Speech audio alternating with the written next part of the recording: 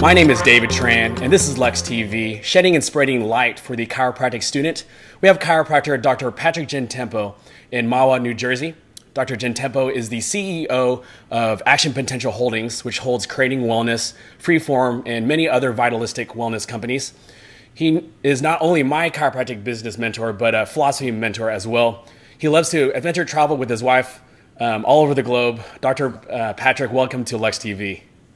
Thank you for having me. Yeah, so let's get right to it. How did you get started in chiropractic? My story, I used to call it a typical story, but I'm not sure it's so typical anymore. Things have changed. But I was kind of the chiropractic semi-miracle case. Not that I had any kind of a life-threatening thing going on, but I was a high school athlete. I was wrestling in high school, and I had injured my neck in practice one day very badly. Got taken off the mat, went to a medical doctor.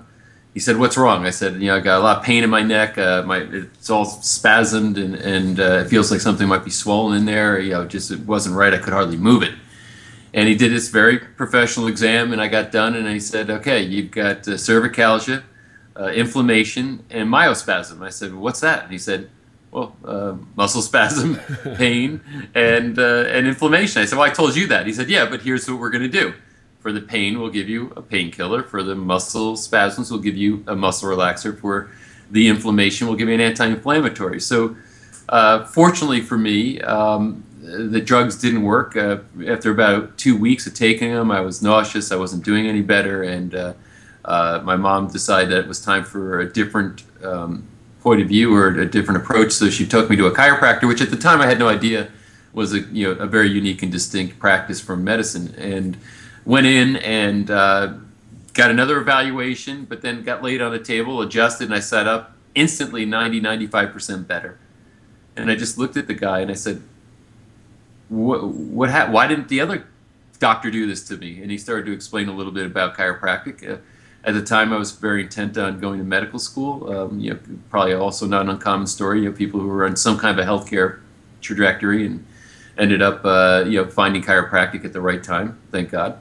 And so what happened for me was I went back over and over again, and this was a practice that was a big practice. I think they saw like 150 visits a day. They did healthcare classes. So after several visits, I went to a healthcare class, and then one day I was asking more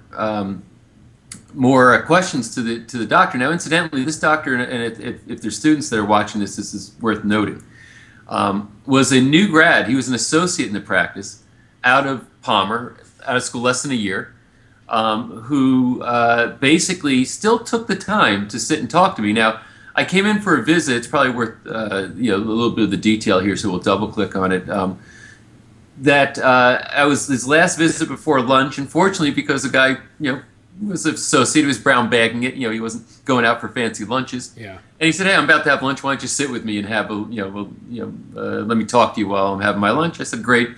And we had a 45-minute conversation roughly, and I talk about pivotal experiences in life, and that was one for me because I literally walked in that door for that adjustment that day with one path in front of me, and I left on a completely different path because I decided in that moment that I was going to become a chiropractor, and did. I mean, I literally left there, got out of high school, did my prereqs immediately, went straight to chiropractic school at Life, and graduated. I'm old, even though I was the youngest guy in my class to graduate. I graduated in 1983. Oh wow! Yeah. So to students now, that must seem old, although I feel like I'm just getting started. Yeah, that's great. Like right out of practice, right out of a chiropractic school, did you just go into business already, or did you open up your own practice?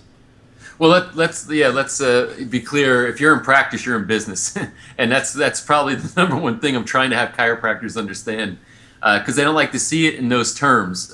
They think of chiropractic improperly and rightfully so as a humanitarian endeavor.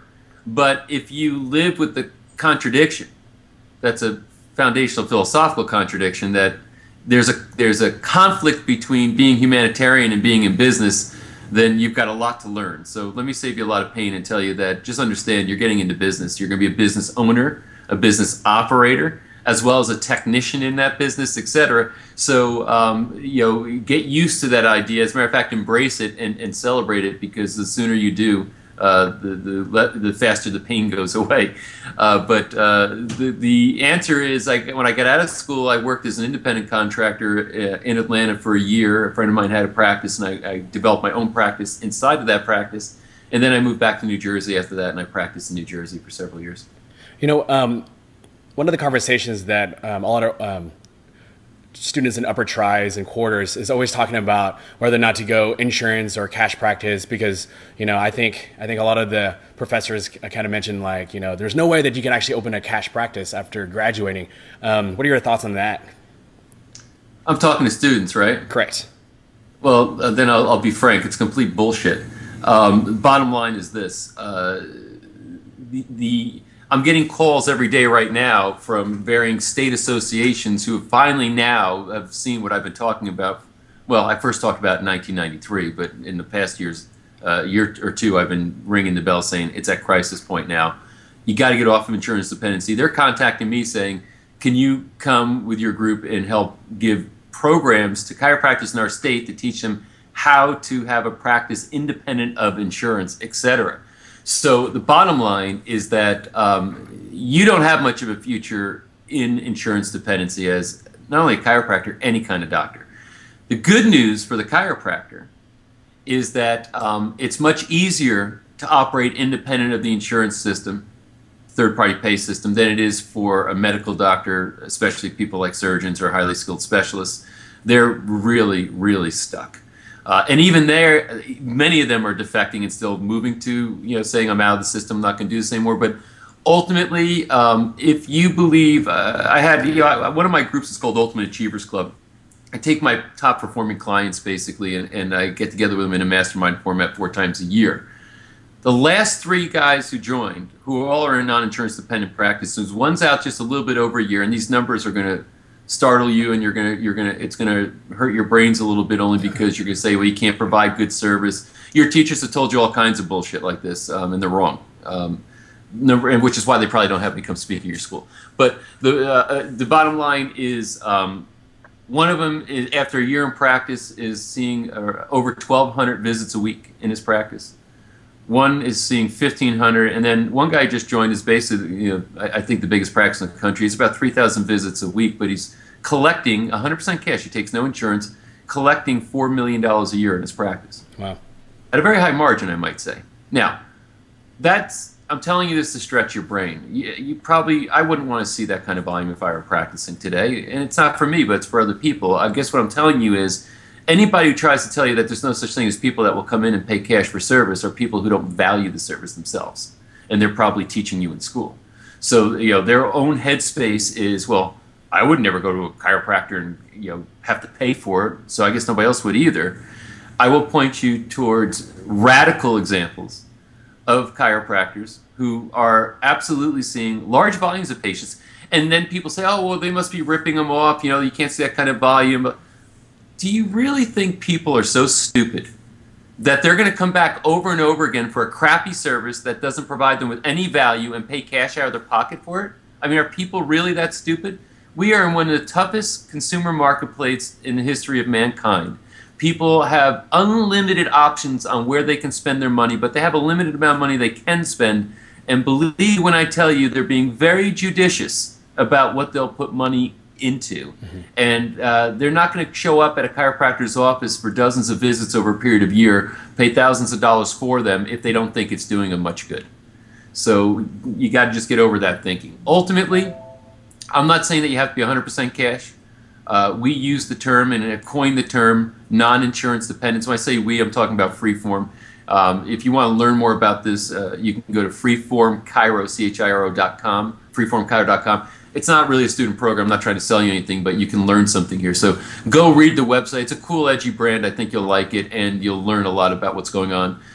Pretty soon we'll have the documentary posted there on insurance dependence and chiropractic, which was done by the guys who made Doctored, the movie. Ultimately, here's what it boils down to.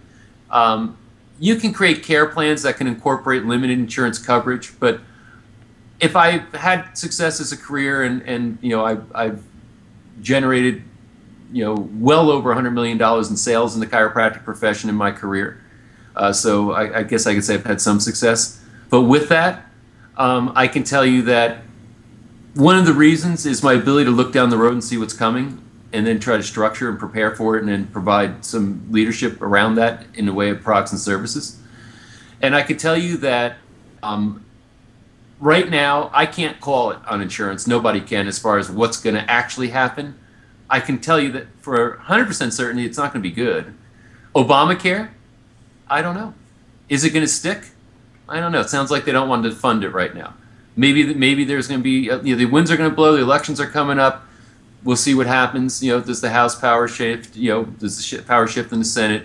Are they going to have different sentiments about it? We've got other, crises, on a macroeconomic scale in this country. Employment's going to be already hit adversely with Obamacare. Premiums are up. Supposed to save people money. In California, Forbes just did an article. Premiums in California are going up between 54 and 146% in 1 year. I saw premiums in New Jersey increase by over 50% in a year. So it's not good. It's an ugly picture. Bottom line is, but will it stick? Will something else change? Who knows? So my question for you is, do you want to have control over your destiny? Or do you want to basically put your education, your career, and your future into the hands and have it inextricably attached to an entity called insurance, third-party pay, that is completely uncertain right now, and nobody knows where it's going to land. But I can tell you that it will be, if there is coverage for chiropractic, it's going to be limited. It already is. It's going to get squeezed. Down lower. It's going to be a very tough road to hoe. So, long answer to your question, but I believe it's worth a conversation, because right now insurance dependency in this profession is the #1 death threat in the profession. Absolutely. And we have to solve that. So I would say, and what would be a really smart thing to do is we have on the site a lot of free stuff that students could really enjoy. And I remember I was a student, I loved free stuff. So we have the Anarchist Chronicles, where I'm interviewing chiropractors who are in non-insurance dependent practices. And incidentally, they made the shift. They didn't start there. They made the transition to it. And you can hear about how they're doing it, what their orientation is, how they had to shift not only their own headspace, their staff, the orientation of their patients, their communication, their brand, all that stuff gets wrapped into here. So, that's free. You go there, opt in. Every time we do another one, we'll send it out to you. And there's a lot of good context just all over that website that you can start reading about. But if there is one takeaway from our conversation today that would change your life and change your career as you're watching and listening to this, if you got clear on the fact that you would want to have a strategy to get you off of insurance dependency when you get out of school, that's a game changer. And I'll tell you that what's under that, though, is that your head has to be right. You have to understand the value of what you do. You have to be crystal clear on what the goal is for every patient that walks in through your door. But if you have those things, you can win. Perfect. Thank you so much, Dr. Gentempo, for sharing with us today. If you want some more information or want to connect with Dr. Gentempo directly, check out the links below. Every week I will be uploading a new interview with another giant in the chiropractic profession. If you like this video, please share it with your classmates. Give this video a thumbs up and subscribe to this YouTube channel. My name is David Tran, and this is LuxTV, shedding and spreading light for the chiropractic student.